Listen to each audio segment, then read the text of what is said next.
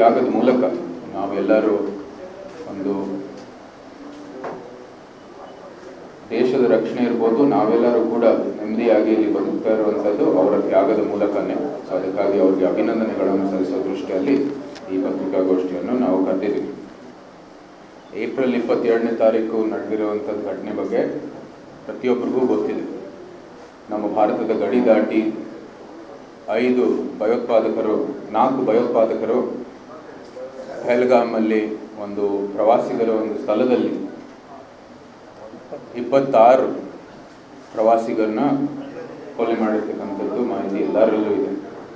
ನಿರ್ದಿಷ್ಟವಾಗಿ ಅವನ ಹಿಂದೂಗಳನ್ನು ಗುರುತಿಸಿ ಗುಂಡಿ ಹೊಡೆದಿರ್ತಕ್ಕಂಥದ್ದು ಮಾಹಿತಿನೂ ಕೂಡ ಎಲ್ಲರಲ್ಲೂ ಇದೆ. ಭಯೋತ್ಪಾದಕರ ಮೇಲೆ ಈಗಾಗಲೇ ಇಡೀ ವಿಶ್ವದಲ್ಲಿ ಇದು ದುಷ್ಟ ಶಕ್ತಿ ಅಂತ ಅವ್ರನ್ನ ಗುರುತಿಸಿದ್ವಿ. ಈ ಘಟನೆ ಆಗಿದ ನಂತರ ಸಮಸ್ತ ಭಾರತೀಯರಲ್ಲಿ ಒಂದು ದುಃಖವನ್ನು ಉಂಟಾಯಿತು ಮತ್ತು ಆಕ್ರೋಶಕ್ಕೂ ಕೂಡ ಒಂದು ಕಾರಣ ಆಯಿತು. ನಮ್ಮ ಭಾರತ ಸರ್ಕಾರ, ನಮ್ಮ ಸೇನಾಪಡೆಯೂ ಸಹ ಇದಕ್ಕೆ ತಕ್ಕ ಒಂದು ಉತ್ತರ ಕೊಡ್ತಾರೆ ಅಂತ ಎಲ್ಲರೂ ನಿರೀಕ್ಷೆಯಲ್ಲಿ ಇದ್ದರು. ತಕ್ಷಣವೇ ಇಂಡಸ್ ವಾಟರ್ ಟ್ರೀಟಿಯನ್ನು ರದ್ದು ಮಾಡೋ ಮೂಲಕ, ಅಬೇಯನ್ಸ್ ಅಲ್ಲಿ ಇಟ್ಟರ ಮೂಲಕ, ನಂತರ ಪಾಕಿಸ್ತಾನಿ ಏನು ನ್ಯಾಷನಲ್ಸ್ಗಳಿದ್ದಾವೆ ಭಾರತದಲ್ಲಿ ಅವರು ವೀಸಾನು ರದ್ದು ಮಾಡೋ ಮೂಲಕ ಪುನಃ ವಾಪಸ್ ಪಾಕಿಸ್ತಾನ್ಗೆ ಕಳಿಸೋ ಮೂಲಕ ತಕ್ಷಣವೇ ಅವರು ಕ್ರಮ ತಗೊಂಡರು. ನಂತರ ನಿರ್ದಿಷ್ಟವಾಗಿ, ನಿಖರವಾಗಿ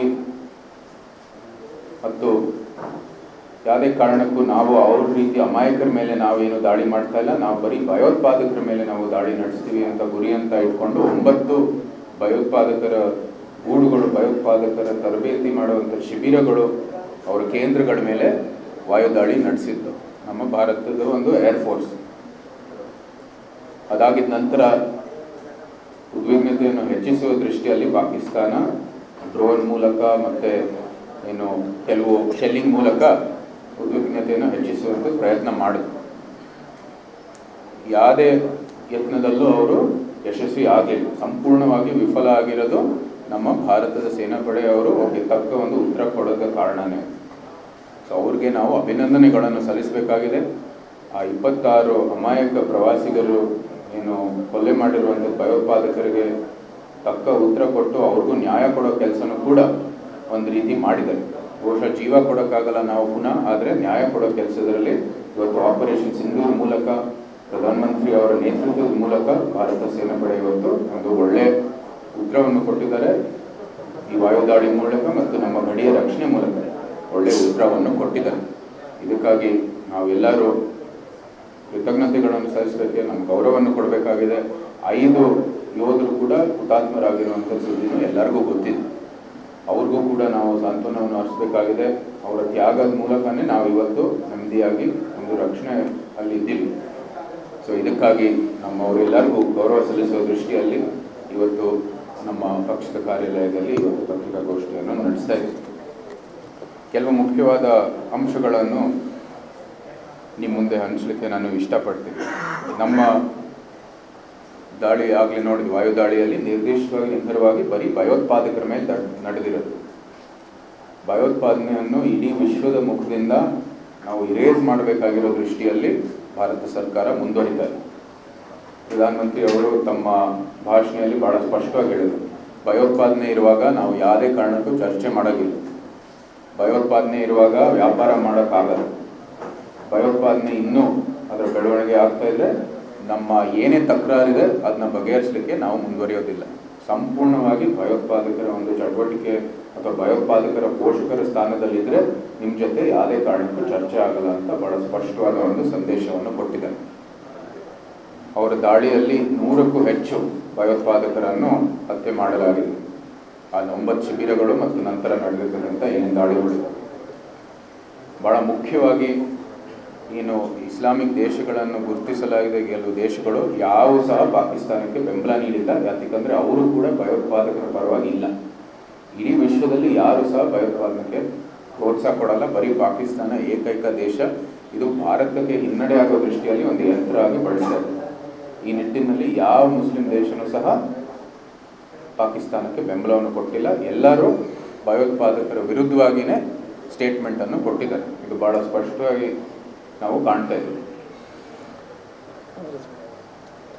ಇದು ಯಾವುದೇ ಕಾರಣಕ್ಕೂ ಯಾವುದೇ ಪಕ್ಷ ಅಥವಾ ಭಾರತದಲ್ಲಿರುವಂಥದ್ದು ಯಾವುದೇ ದಳದ ನಡುವೆ ನಮ್ಮ BJP, ಕಾಂಗ್ರೆಸ್ಸು, BJP ಇತ್ಯಾದಿ ನಡುವೆ ಅಂತ ಏನು ರಾಜಕೀಯ ಮಾಡುವಂಥ ಸಂದರ್ಭ ಅಲ್ವೇ ಅಲ್ಲ. ಇದು ಭಾರತ ಸರ್ಕಾರ, ಭಾರತ ಸಶಸ್ತ್ರ ಸೇನಾಪಡೆ ಮಾಡ್ತಾ ಇರುವಂಥದ್ದು ಕೆಲಸ ಪಕ್ಷಾತೀತವಾಗಿ, ಧರ್ಮಾತೀತವಾಗಿ, ಜಾತ್ಯತೀತವಾಗಿ ನಡೆದಿರ್ತಕ್ಕಂಥದ್ದು ಭಾಳ ಸ್ಪಷ್ಟವಾಗಿ ಕಾಣ್ತಾ ಇದೆ. ಎಲ್ಲರೂ ಸಮಸ್ತ ಭಾರತೀಯರು ಮೆಚ್ಚಿರ್ತಕ್ಕಂಥದ್ದು ಈ ಒಂದು ಆಪರೇಷನ್ ಸಿಂಧೂರ್. 9 ಮತ್ತು 10 ಮೇ ಆಪರೇಷನ್ ಸಿಂಧೂರ್ ನಡೆದಿದ್ದು, 9ನೇ ತಾರೀಕಕ್ಕೆ ಇದು ಭಯೋತ್ಪಾದಕರ ಕೇಂದ್ರಗಳನ್ನು ಗುರುತಿಸಿ ಅದರ ಮೇಲೆ ವಾಯುದಾಳಿಯನ್ನು ನಡೆಸಿದ್ರು. ಕೇವಲ 23 ನಿಮಿಷದಲ್ಲಿ ಯಶಸ್ವಿ ದಾಳಿ ಇದಾಗಿತ್ತು ಅಂತಲೂ ಕೂಡ ಎಲ್ಲರಿಗೂ ಗೊತ್ತಿರ್ತಕ್ಕಂಥ ಮಾಹಿತಿ. ಪಾಕಿಸ್ತಾನದ ಒಳಗಡೆ 100 ಕಿಲೋಮೀಟರ್ ಒಳಗಡೆ ದಾಳಿಯನ್ನು ನಡೆಸಿದ್ದೇವೆ. ಇದು ನಿರ್ದಿಷ್ಟವಾಗಿ ನೀವು ಗಮನದಲ್ಲಿ ಇಟ್ಕೋಬೇಕಾಗಿದೆ. ಕೇವಲ ಭಯೋತ್ಪಾದಕರ ಮೇಲೆ ದಾಳಿ ನಡೆದಿರೋದು. ಪಾಕಿಸ್ತಾನ ಅದರ ವಿರುದ್ಧವಾಗಿ ಅವರು ಏನು ದಾಳಿ ಮಾಡಿದ್ರು ಅದಕ್ಕೆ ತಕ್ಕಂತೆ ನಾವು ಉತ್ತರವನ್ನು ಕೊಟ್ಟಿದ್ದೀವಿ, ಗಡಿಯ ರಕ್ಷಣೆ ಮಾಡಿದ್ದೀವಿ. ಬರೀ ಭಯೋತ್ಪಾದಕರು ನಮ್ಮ ಶತ್ರುಗಳು, ಅವ್ರ ಮೇಲೆ ನಾವು ಯುದ್ಧವನ್ನು ನಡೆಸ್ತಾ ಇರುವಂಥದ್ದು ಬಹಳ ಸ್ಪಷ್ಟವಾದ ಅಂಶ.